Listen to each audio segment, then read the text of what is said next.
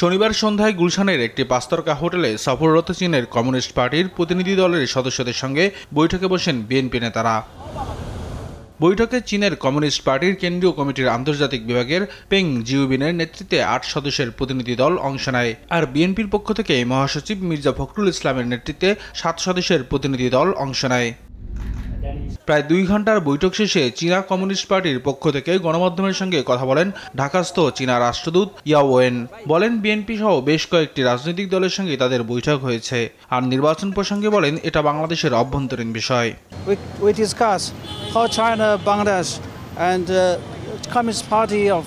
China communist party আর BNP একসাথে কাজ করতে চাই। এটা খুব ভালো মিটিং হয়েছে। নির্বাচন আপনাদের অভ্যন্তরীণ বিষয়, বাংলাদেশের জনগণ এই বিষয়ে সিদ্ধান্ত নেবে।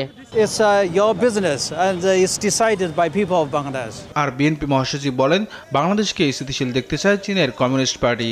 তারা সবসময় বাংলাদেশে একটা আপনার স্টেবিলিটি চায়, একটা শক্তিশালী বাংলাদেশ দেখতে চায়, আপনার সমৃদ্ধ পিপুল দেখতে চায় এবং দেশে একটা সার্বিক একটা ডেমোক্রেটিক এনভায়রনমেন্ট দেখতে চায়।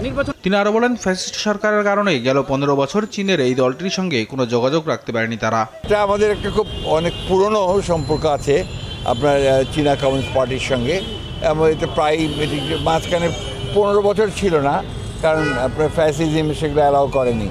এখন আবার আমরা সেটাকে রিভাইভ করেছি। তবে তাদের সঙ্গে সম্পর্ক এখন গভীর হচ্ছে বলেও মন্তব্য করেন বিএনপি মহাসচিব। আর গভীর থেকে গভীরতর। নিয়াজ মোরশেদ, দেশ টিভি, ঢাকা।